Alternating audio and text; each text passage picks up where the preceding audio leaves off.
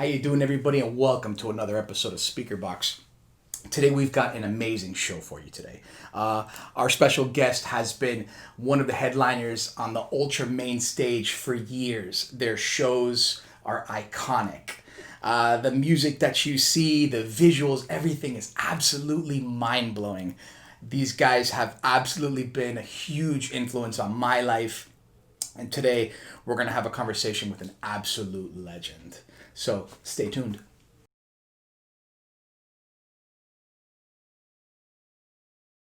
What is up, everybody, and welcome to Speakerboxx. We have an amazing guest today. I can't even begin to tell you how influential these guys have been, how fucking innovative, how insanely amazing my guest is in the group that he's been playing with or working with. That he's I think he started this back in 1993, going back like in those days. Ladies and gentlemen, we have Dave Christopher from Rabbit in the Moon.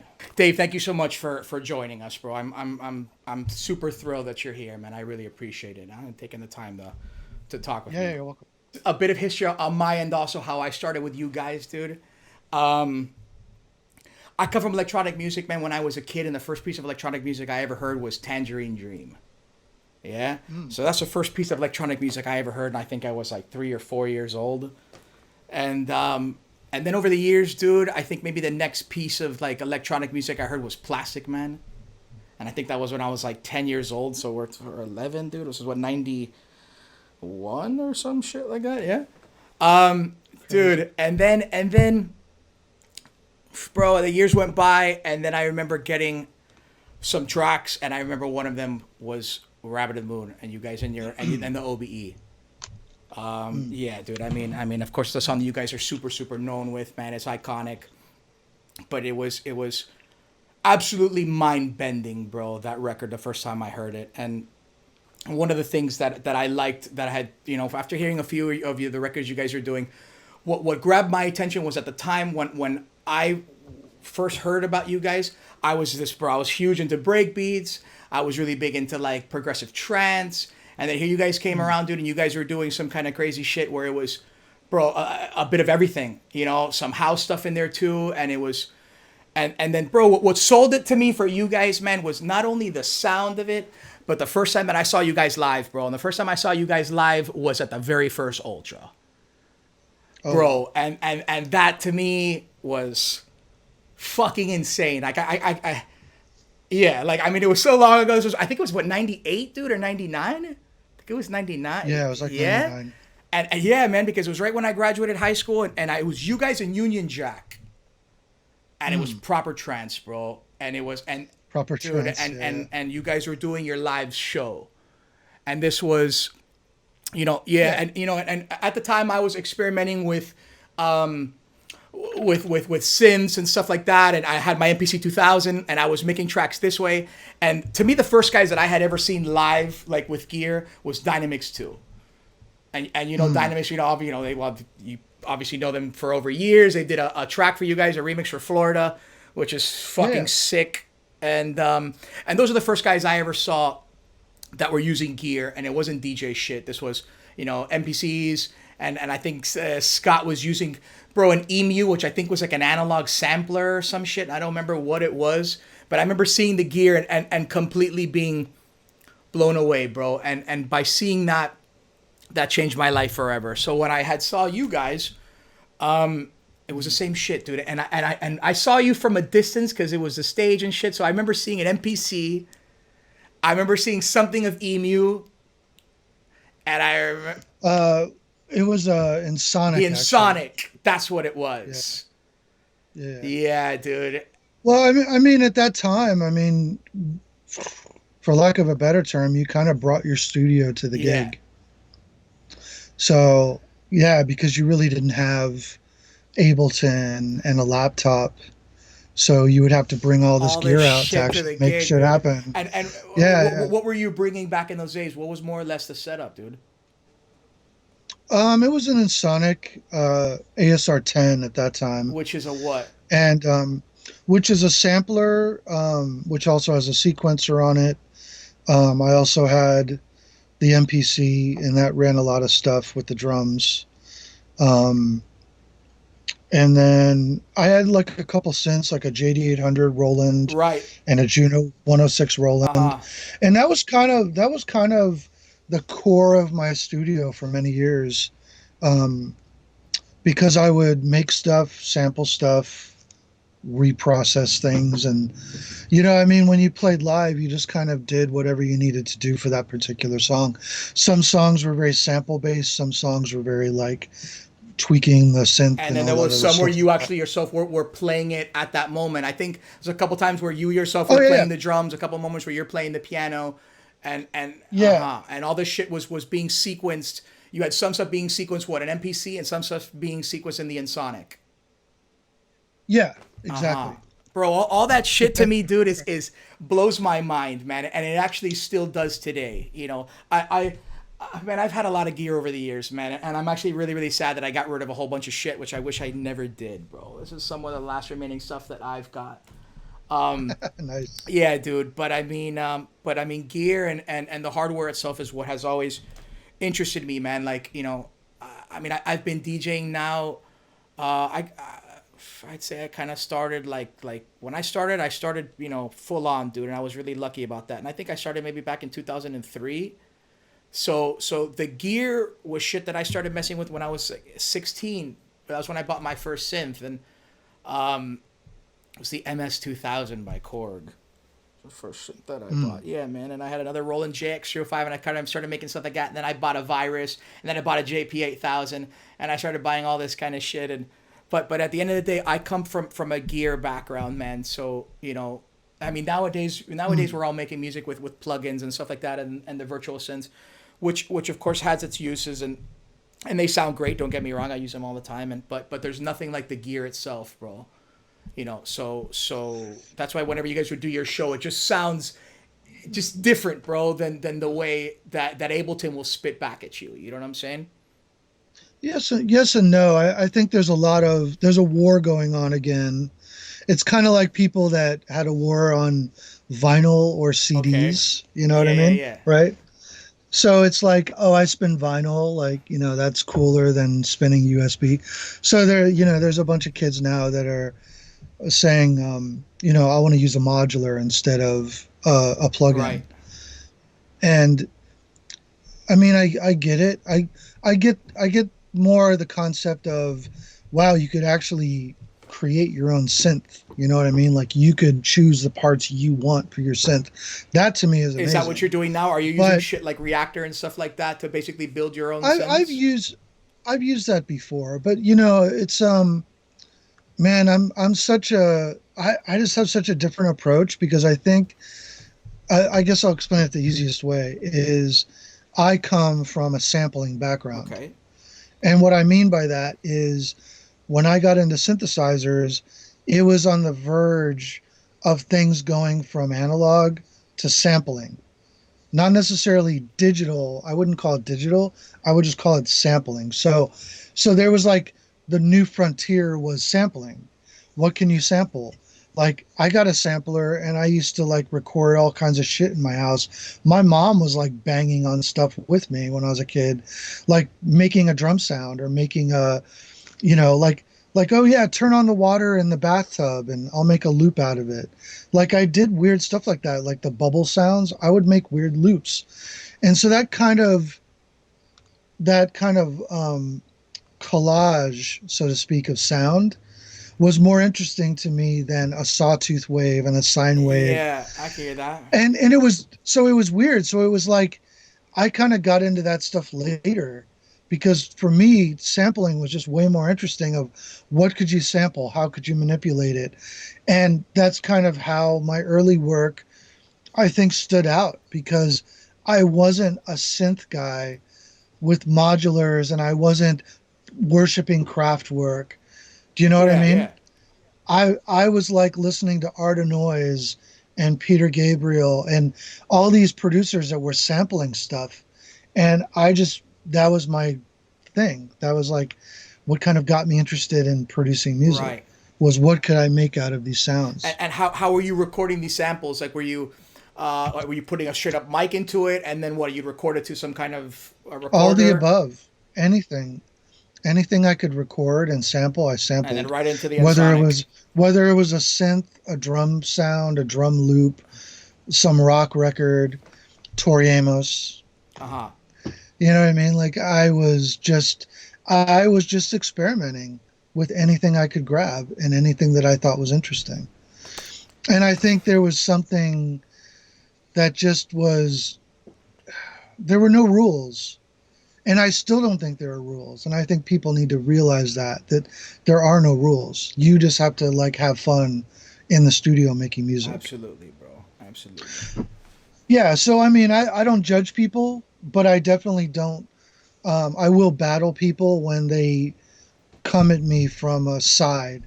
Like, no, it has to be like this. I'm like, no, it doesn't. Like, you really can go out there on a limb. You know, there's a lot of people always go, yeah, you had trance influence, you had breaks, you had house, you had all these like influences, and but the common denominator of our sound was that it was us, right? So, for instance, Pink Floyd did blues, they did experimental, they did rock. The Rolling Stones did disco, they did blues, they did, they brought other beats and vibes into their Right. music, but it always felt like a Rolling Stone Sure. song. It always felt like, and I think that's just kind of where we've always been at is like, we're not tied to a drum beat. So some artists are, and it kind of defines their sound easier. Like I would say as of recent, Dead Mouse has a drum beat that he puts in all of his music. There's like 5 or 6 sounds that he uses that sound like a, a Dead Mouse Right. song. You know Yeah. what Yeah. I'm Yeah. saying? So I've always been somebody that's like more experimental when it comes to drums and wanting to like branch out into different sounds. And I would get kind of bored using the same drum kit the whole time Sure. per se. Sure. Because well, I mean, I did for a while, like use like a 909 and 808. I like stuck with those basics for a while, but then I branched out, and I think sampling is the reason. Sampling was like, I can sample that percussion noise and make that a loop. And do you know what I Sure, mean? sure, sure. Let me ask you this: as far as so the keyboard that you were using before, the Ensoniq, which was a sampler, so all that sampling shit that you were recording, so you'd pipe it into that machine, and what does that thing gives you? I mean, I want to see what the front of it looks like. Does it have cut off? Does it look like a regular synth? Is it like a cutoff, resonance? Does it have attack? Does it have the usual Well, no, modulations no, and shit like no, that on it? Like, no, what does no. it got on it? The thing about those samplers was it was all about menus, and you would just have to dig into what you could do in the menus.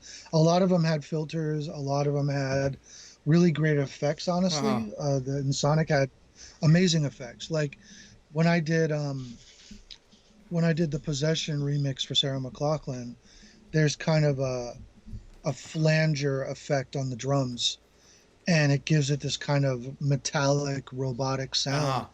And that was the Ensoniq, and it had such a great ability to make that sound that I used it multiple Right. times. But I also had a Kurzweil sampler as well. And that kind of became my leveling up because I could only do so much on the Ensoniq because of sample times and Right. stuff. Right. The Kurzweil had more time that I could sample stuff. Sample It time, had which was before was like what? Like first it was like a second, and then that shit went to like 5 seconds. Yeah, I mean, dude, it's been, probably the funniest thing is we recently played a show when we played in Orlando at the House of Blues, and we talked about playing Inner City Life. Okay. And I just had this dumb idea. I call it dumb because it was hard at the time to pull up the old samples from the sampler and kind of create a newer mix. You know what I Right. mean? Like add some new flavor to it. But I didn't have like back in the day when I finished a song, got recorded straight to a DAT player and it was done. You didn't have stems, you didn't have individual parts as easy as you do Right. now. So so yeah, I had to go back and turn on these old samplers and actually boot them up, load discs in them, and I mean, there was like 3 or 4 times I'm scratching my head going, how did I even get any work done? Because this is insane how slow it was, and Bro. how off it was that, trying to get things to load and figuring out the outputs and having to rewire things, where now everything is virtual on a, virtual mixer Yeah, inside of a yeah, laptop. dude. Did you ever And have a mission when like your gear fucked up on stage? yes. Yeah.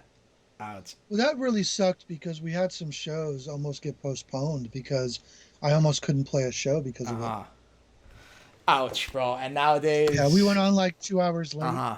We had to go on like 2 hours late because basically the sampler, a fuse blew. Yeah. And you. And it's midnight New Year's Eve, and where are you going to get a fuse? What's open? Nothing, bro. Yeah. Nothing. Yeah, so Uh huh. I don't, every gig was an adventure, and I think the people that actually did try to do stuff live as much as they could, I always applaud them because it really was difficult. Yeah, It man. really was carrying the gear, having it break on airlines. Like, it was a challenge for sure. Dude, I'm just thinking about how much. It's just yeah, like the mission of all that shit, the gear, the cables, and then flying it in, checking it in. Obviously, you're exceeding your weight limit. So I mean, obviously, the promoters are going to be paying for your flight and this and that, but nevertheless, you've got a lot of equipment and baggage and shit that you have to be on top of, and I can imagine it to be a huge fucking mission, to be honest with you, bro. But you know what? As a Yeah. fan, bro, it made all the difference. It really Yeah, does, I think, bro.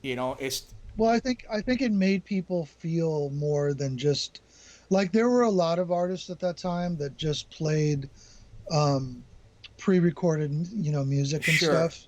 And um yeah, I think it took away some of the feeling. I mean, I had the luxury of knowing how to play a Uh huh. piano. So a lot of the synth lines that I wrote or piano parts, obviously I Yeah. played. So it was fun to be able to play them live. And you know what I mean? And it gave people a sort of interaction Y- because you could change things on the fly. You could kind of experiment. Sure. You weren't tied into this The same shit all rigid. the time. Yeah, man. That the show can go through. It can evolve through this city or that city or whatever, bro. Yeah, Right. yeah, yeah. That's awesome, man. So you're originally from Tampa, right, dude? Yeah, that's where we grew up. That's where we started doing Right, everything. right, right. And now you live in LA. Uh Yes. huh. You know what, man?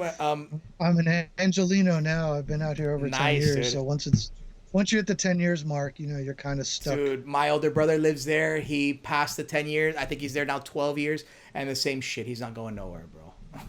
Yeah, Yeah. he's there. What I was saying was, yeah, man. If you have any specific plugin, bro, or something that you guys are using in all your shows, whether it's an effects, it's a reverb, a delay, is there some kind of plugin, bro, that you swear by that you have to use? Like, what do we got in the Rabbit in the Moon studio, bro?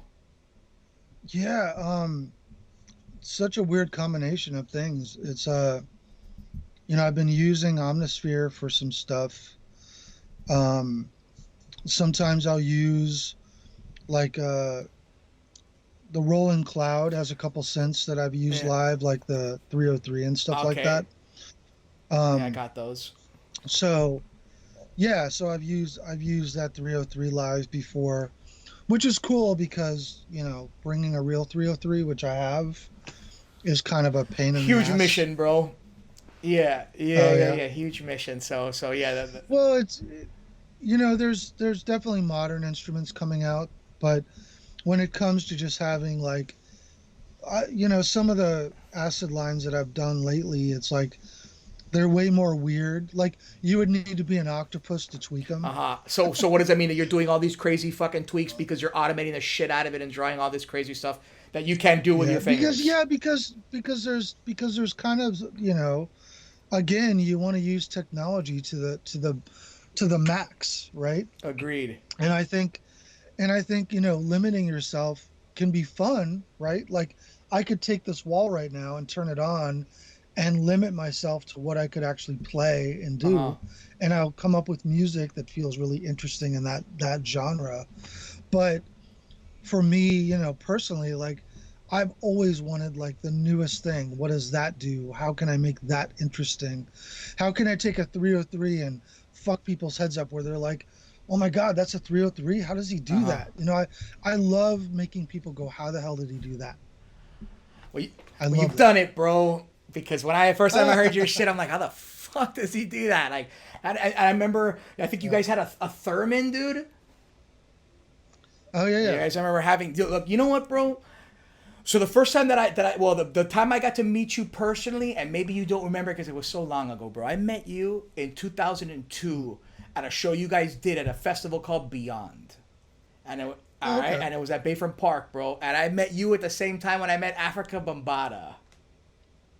Right. And nothing, man. I met you. We were hanging out and chilling. You know what I'm saying? And there, and now I got to meet this dude, and that was great. But that was a cool concert, dude. It was so you guys were there, Jacqueline Hyde. Did you meet Snoop Dogg too? I didn't, bro. You don't know. You know what? I don't know if and was he there that year? I know that who was there rap wise, dude. I remember seeing Slick Rick, which was fucking awesome, Mm. and Outkast, and that was pretty cool too. And obviously you guys got to. Um, I mean, bringing all that gear and shit, I can imagine to be a huge pain in the ass, bro. So now to of course to minimize your setup, but of course it's more effective because there's more shit obviously you could do now with Ableton than you could do with your Sonic and all this kind of stuff. But Well, it's funny. I actually had some people give me shit about it. like what? Like get off the fucking laptop and go back to gear and shit. Yeah. Yeah, so there's some heads that came out for a show we did, and somebody, I don't know if they messaged me or they just posted, but they basically posted how they didn't understand why my setup wasn't a big synth setup, that I was like on a DJ booth kind of thing. And like I still had, I mean, I had a laptop, I had the Roland drum machine, I had a big MIDI controller, like an Akai MIDI controller that I can use the sliders to for Ableton and all that Right. stuff. It's like an Ableton controller. Um, so I had all of that stuff, right? And again, like just that setup alone is like 1,000 times bigger than my setup ever was, and the ability to manipulate and do stuff, right? But because I just didn't have keyboards and a giant JD800 and a giant, Ensoniq ASR10, that the magic was gone of me having like this gear on stage. And I kind of just said, I was like, you can't even take that gear on the road anymore. Like, I have three JD800s, they're all broken. Really. Yeah, because they have this thing called red glue, which is like the bottom of the keys have a weight on them because they're kind of Right. semi-weighted, and the glue melts because it was a factory flaw from Uh huh. Roland, and it basically fucked up the key beds to where they won't even work anyways. And Roland actually released new key beds for Uh them, huh. but and I don't know how I missed it, but I never saw an article, I never saw a post about it, and so they got them all out to people, and I couldn't get one, and now they're gone. Oh. So I have three J800s I can't even use. So it's like, I was kind of like telling the person, I was like, yeah, you're not going to see like the wait, who did you say? You're not going to see the Tangerine Dream setup of like 20,000 synthesizers. You know what, a funny story about Tangerine Dream? So many years ago, when things were evolving into like the digital domain and Ableton, I actually had this idea one time that I thought, wouldn't it be cool if I had a synth, even if it was a controller, and behind me was a TV screen, like a 50-inch television, right? Or a monitor. And on that was the VSTs that I was using. Mm-hmm. So you could actually see the That's manipulation and the shit things that they were that they were doing. doing on their shows. Yeah. They did that. I didn't even know that, but I was actually wanting to do that same thing.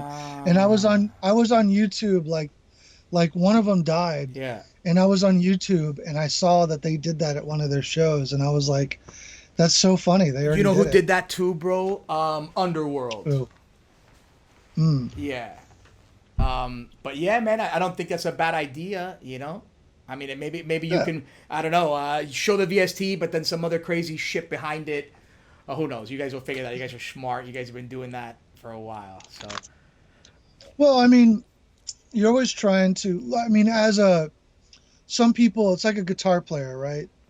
If they go see a guitar player play, they want to see them play a guitar. Now, if the guitar player wasn't playing a guitar, it would kind of fuck with them. And I think that's kind of what this guy was saying is he's like, you were always so on top of all this equipment that we could see you with it, that you standing behind a DJ booth that has visuals in front of it, even though we can see a few of your pieces, it we weren't connecting with you the same way we did before. yeah, bro. Because the thing is this, dude, and I'm sure you know this too, bro. And I come Yeah. at this because I'm a DJ.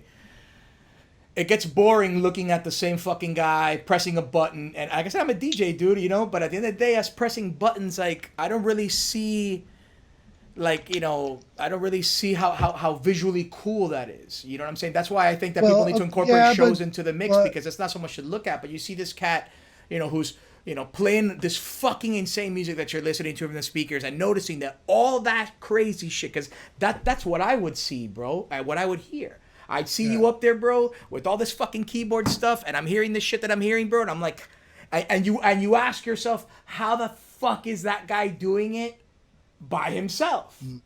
You know what I'm saying? To me, it's one of those things. Like when you, to me, like when I see Rush or when I hear the Police, dude, there are three dudes who are making all this racket, bro, and you wonder how they do it.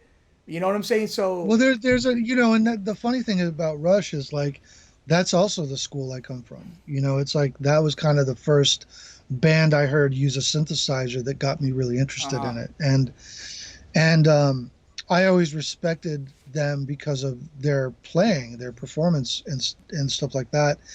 And what's interesting is um, when you play live, there's something magical about like being able to connect with your audience by playing an instrument, right?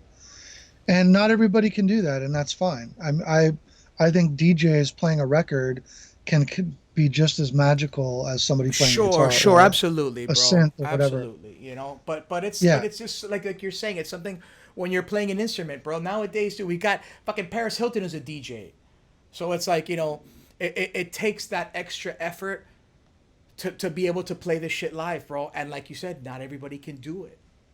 You know what I'm saying? The guys who can do it, the guys who are pulling off it, because those people are people that I said they're people who were touched by the hand of God, bro. People who were given that Well, musical talent to do that, bro.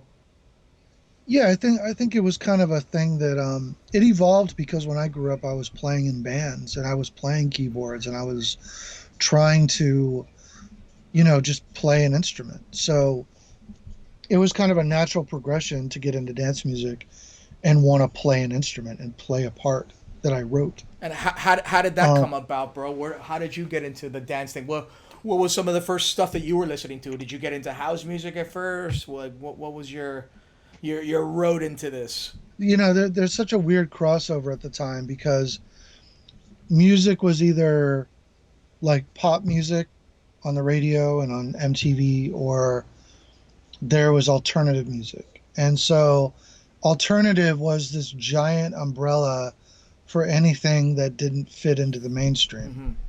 So it could be rock influenced, it could be electronic influenced, any of that stuff. So, I was influenced by everything from Atomic Dog and, Planet Rock and all that stuff to NWA and, like hip hop and electronic music that was atmospheric were kind of like my two jams. So if something was like super weird and atmospheric, I was really into it.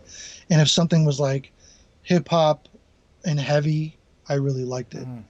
And I think that was just kind of like when I heard rave music, um, I liked it because you had atmosphere and psychedelics, but then you had something that felt heavy and beat oriented.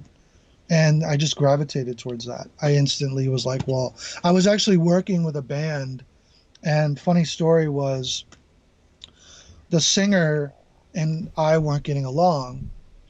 And at one point, I was trying to like I had a vision for whatever was happening at that time, and he wasn't down to try it.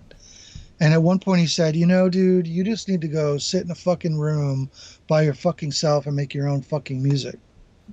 Hmm. And that's what I did. I stopped, and and if you want some fun karma, which is just funny, is he messaged me recently in the past couple months. Haven't heard from the guy in 20 years, 20 some odd years. And he's like, "Hey, I see all of your successes and I'm really interested to talk to you and see what's been going on and Ooh. reconnect." No, and Ooh. I thought, man, no, and I really thought like, man, I want to thank you for being such a dick to me because it really made me feel like, well, yeah, if I can't work with these assholes, I'm going to go in the studio and make something on my own. And rave music was kind of the answer to that because you saw these guys that was like the producer. Who else is he working with? Nobody. He's doing that music by himself. I'm like, okay, that's a cool idea. So did you were you the what would you say, what, the primary producer on the Rabbit in the Moon records? Did you produce everything? Was there some stuff that you Well, worked with somebody else? I started everything because like Monk and I had kind of um, connected. Like I was kind of talking to different DJs and Tampa at the time, and you were just going out to the bars and clubs, and you were talking to people, and Monk and I just kind of connected on music stuff and ideas. And at the time, he was kind of able to help make shit happen because he was actually owning a few of the clubs. Him and another guy owned two clubs in Tampa, so In Tampa, wasn't rich. you guys were doing. Wasn't We weren't like, I wouldn't say he was Uh huh. rich, and nobody was like rich doing it yet, but it was like everyone was just like trying to do Uh huh. shit, and he was like starting to like financially become stable as a DJ in the scene. And when him and I connected, he was like, "Well, yeah, come hang out in the DJ booth." And like I had a sampler, and so I was showing him stuff I was doing, and he was like, "Yeah, like that's cool. We should sample this." And he had a bunch of records, and it was kind of like this weird just collaboration happened. And we were almost doing like mashups before there was a word for it. Like we would take, body count, Ice-T, and sample it and put it over a rave beat. And like at midnight when he was trying to play more dance music, because he had an alternative crowd too that wanted to hear rock and hip hop, he would play our weird music and transition from the alternative music to the electronic Uh music. huh. And it worked. It connected. It was a project we did called Anarchy, and it connected. And so we were just having fun. Like it wasn't like we were trying to take over the world at the time. We were just like, let's have fun and do something cool. Now, when Rabbit in the Moon happened, it was because I didn't see myself trying to just make mashups. I wanted to make something that emotionally felt connected to me. And full And productions. just I don't, the show kind of came later, even though it was kind of always happening. Bunny was actually working at one of Monk's clubs as a doorman, and he did performance art in an industrial band. So he was already like Doing working his and on shit. his Right, right, craft. right. Being who he He was is. already creating something, Uh huh. So the funny story is that I'll make the short version was before I even worked with Monk, I worked with a hip hop band that I just helped them produce their music, and they wanted me to play live with them, and so I played live. And during that little show, Bunny's band performed after us. And I think my mom actually came out to hang out and drink and watch our show and like just hang out with me because she lived in the area.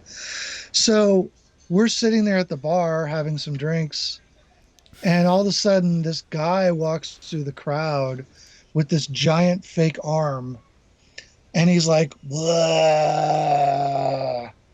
And I was like, what the hell is that? Like I basically like spit out my drink and I just started laughing. I was like, who the fuck is that guy? with the fake crazy fake arm, and he went up on stage and started doing these performances. Mm-hmm. And because it was so outlandish, it was like if you know the movie Spinal Yeah. Tap, it was like I almost kind of saw it as like the Spinal Tap of industrial. It was like here's this kind of industrial music they were doing that wasn't quite great, but it wasn't bad either. Like it was just kind of funny. Like their songs were kind of lyrically funny. And then you had this guy up there that was like doing these crazy antics. Like, do you know the part where he grinds his face in our Yeah, yeah. shows? He did that there. And what he did though is at that point I was outside. The club was called Club Detroit, funny enough, and it had glass windows on the side. So you could stand outside and see the stage, like the little stage that was Uh-huh. there. So all of a sudden he grabs this metal thing that has a metal bar connected to it. And I'm like hanging out with a friend of mine, and I'm like, is that a spaghetti strainer? It was a metal spaghetti strainer that he held up to his face with a bar attached to Yeah. it, and he grinded that.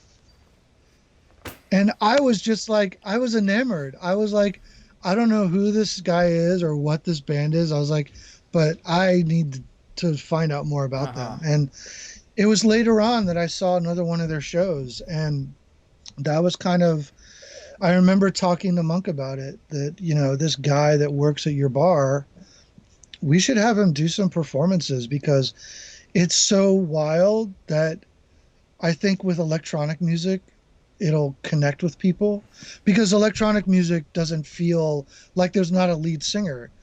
So for me, coming from a band atmosphere, you wanted somebody to be out in front touching the Sure, audience and bro.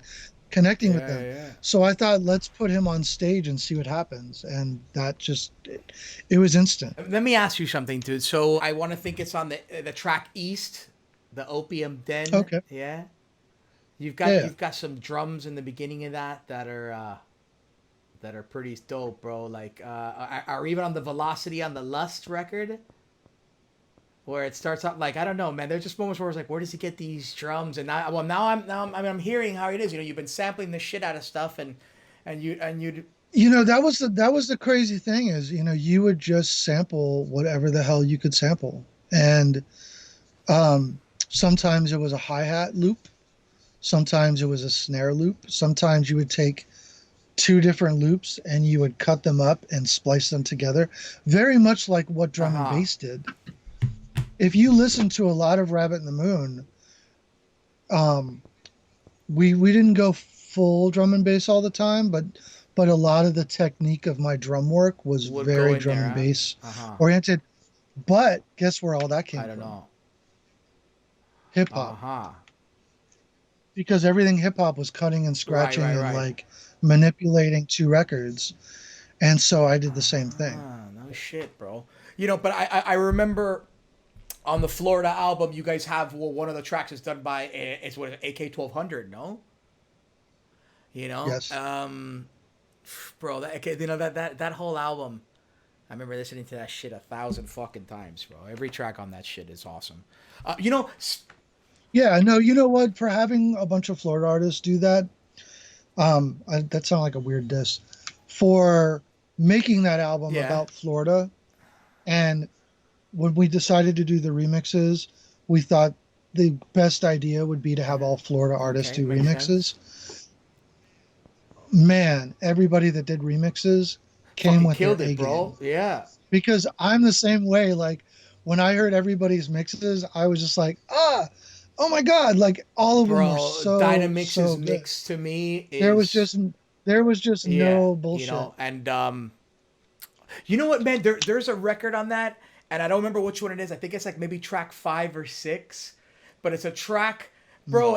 I want to think that you sampled the speeder bike in Star Wars. You did. I I did. thought I heard that. Not only did I hear that, bro, I heard a lightsaber. Yeah, it was 3 and I did Aha, that that's what it remix. The is. Yeah, the What the hell was I that one had called? a real interesting name to it, bro. And I think it was like track 5 or 6. It was like by the end of the disc. Yeah.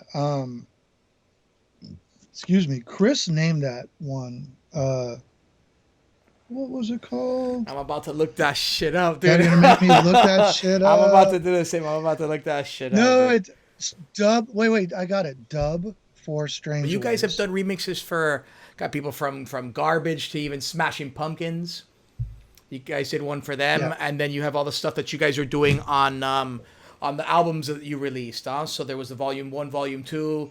The Volume 2 which had Right. the Phoenix track, which to me is one of my favorite records of yours, bro. The track is fucking dope, bro. Yeah, the beat is Yeah. super dope, and even the little edit thing that you did to it. I don't know whatever Mhm. you've done to make that little vocal do whatever. I don't know if that's how the original vocal goes or you did some crazy shit to manipulate it to do that. But the sequence of that vocal is Yeah, real that dope. was another that was I mean, I can give you a story. I've actually written about this before.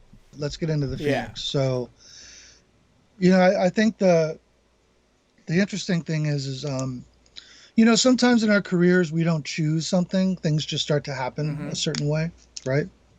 So for other producers out there, like just look for the signs, you know.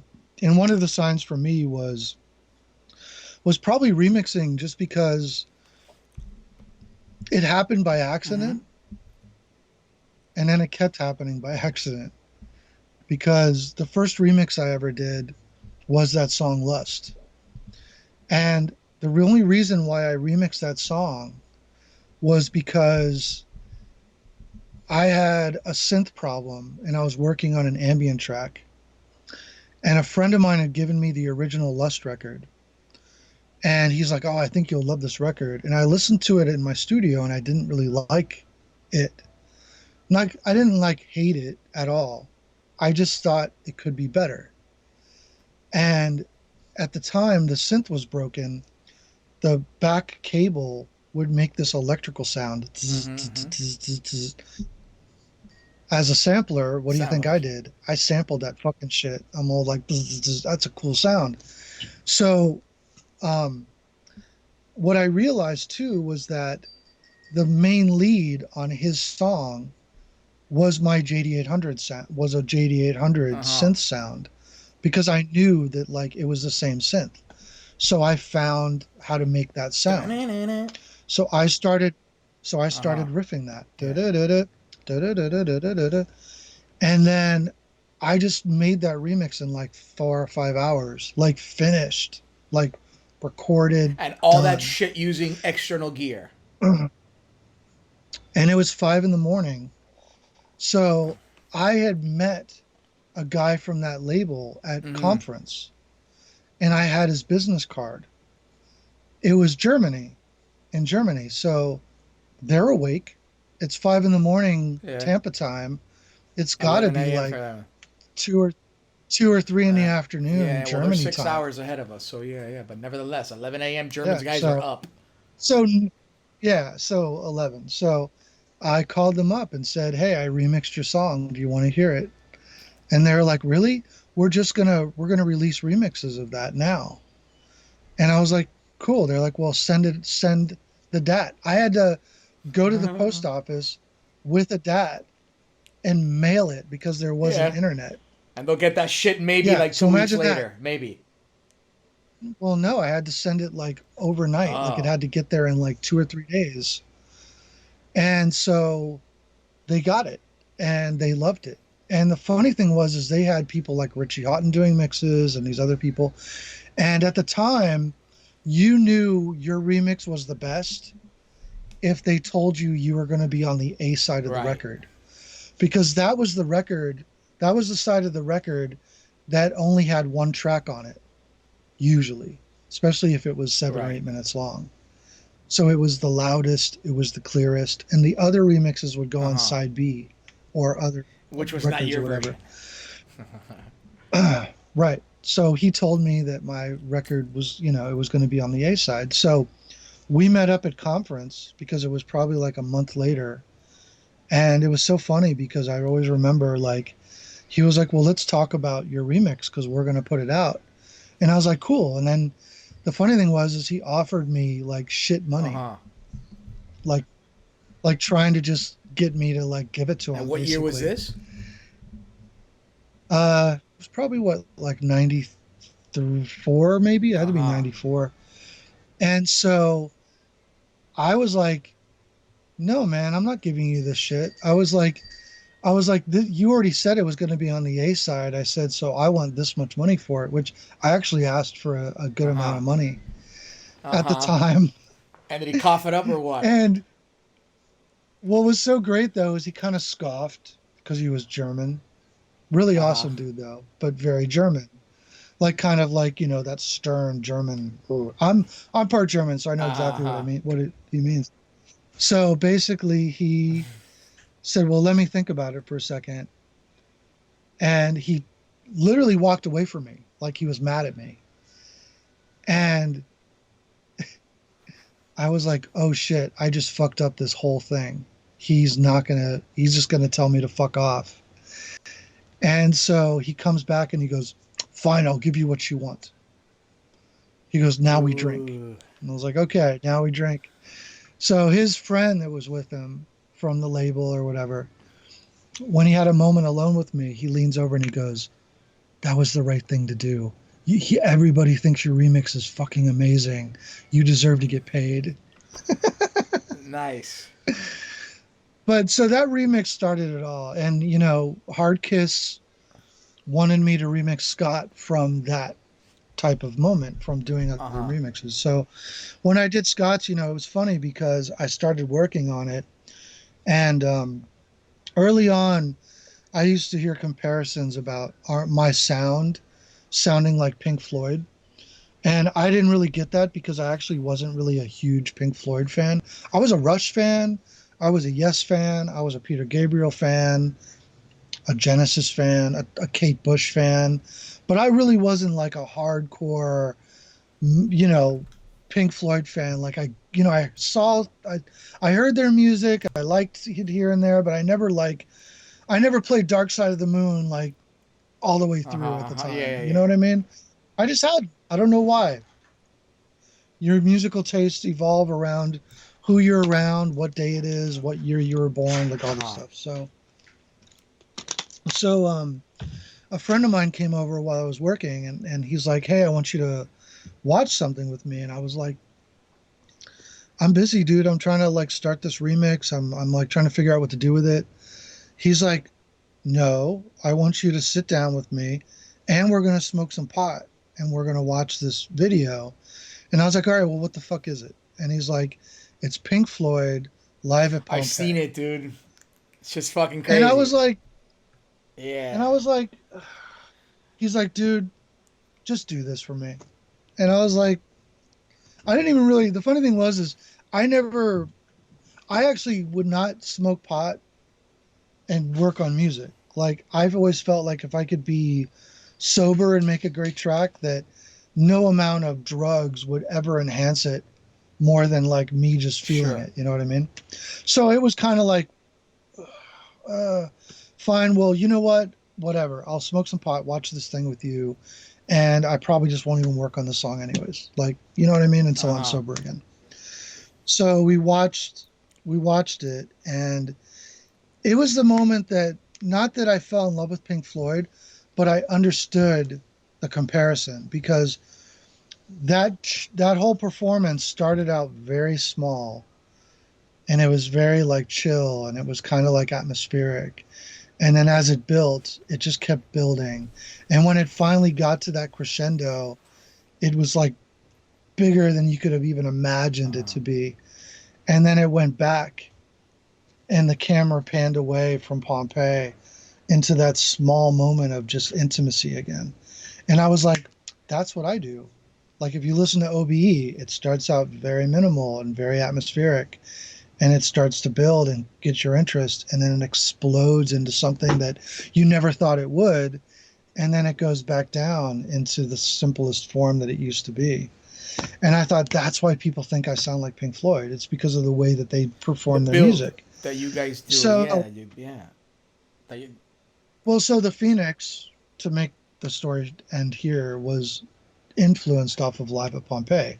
If you listen to the Phoenix, it starts out very small with like birds Yeah. chirping and like bass waves, and it just starts to build and it builds and builds, and it does that formula that Live at Pompeii Uh-huh. was.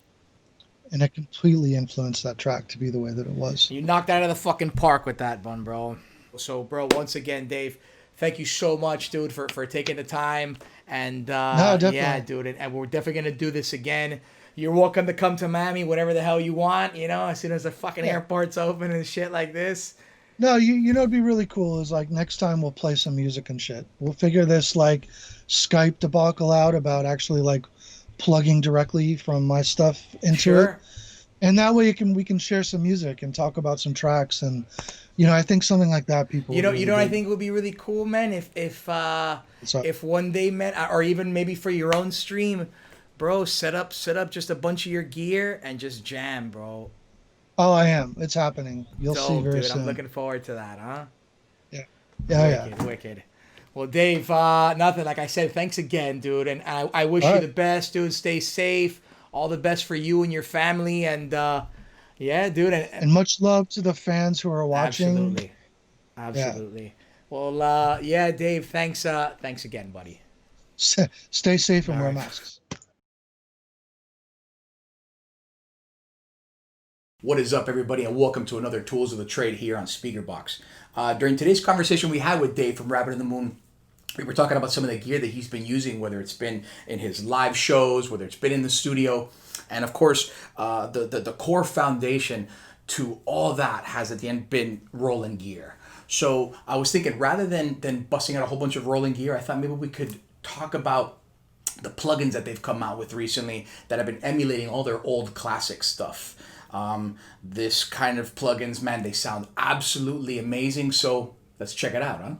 So what's up, guys? Okay, let's get into it. So during our conversation with Dave, you know, he in the studio, on the live shows at Ultra, you know, part of his main setups was a whole bunch of rolling gear, and I thought that we should talk about it. You know, I think that we should talk about how Roland has pretty recently come out with some plugins of their old gear. So they've come out with some of my favorite keyboards. They've made a plugin version of them, and they sound absolutely phenomenal.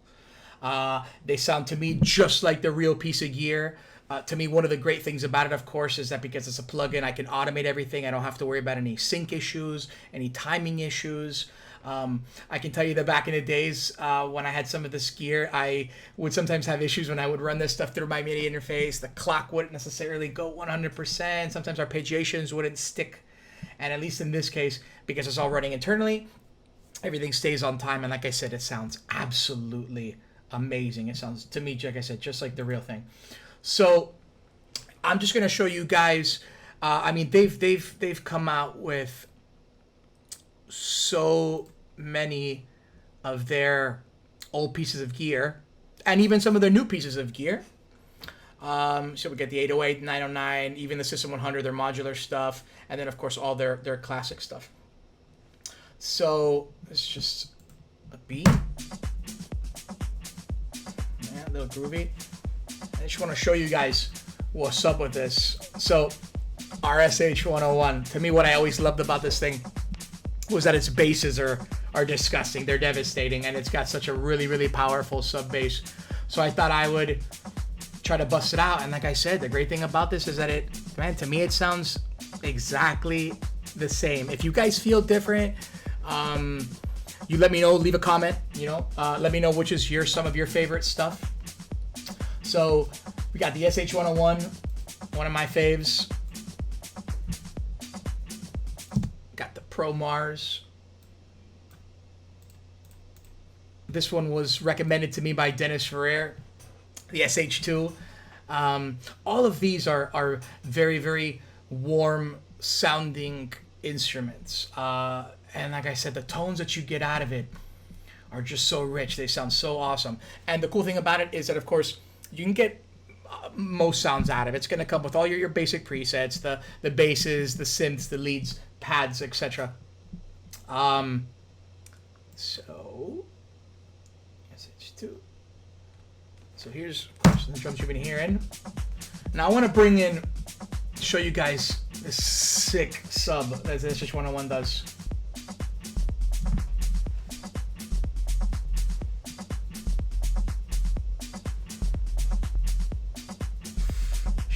Bites. It's like, it's got a lot of power. Alright, let's add this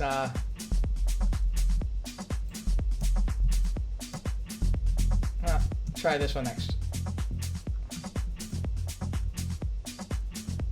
Now, of course, you can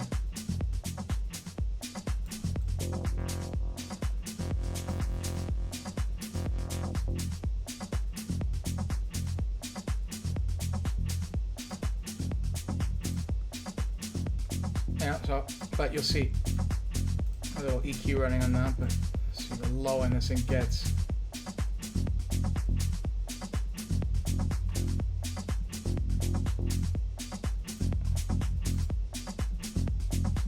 Now,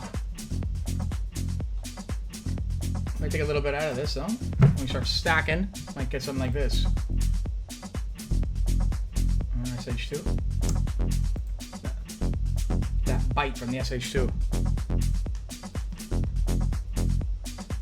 We can add a little arpeggiation. So let's just lower these places.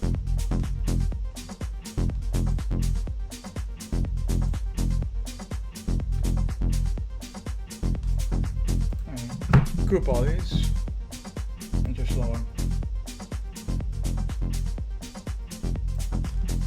But what can I tell you guys? These are definite must-haves. If you guys are looking to have some of those, I don't want to say retro-y kind of keyboards, but if it is what you guys want to call it, this is the absolute way to go. Roland has completely killed it. Is it better than getting the piece of gear? I guess that's a matter of opinion. You know, there's plus and cons. You know, to me, I love gear, but the software is great. And to me, one of the best things about it, of course, is that it's going to sync 100% to your DAW, to everything. There won't be any problems. Everything will be 100% locked on. So, guys, if you guys can get your hands on any one of the Roland stuff, you're going to be completely thrilled. And it's worth every penny, and it's a definite must in any producer's arsenal, huh? So, guys, hope that was educational for you, huh? All right, take care.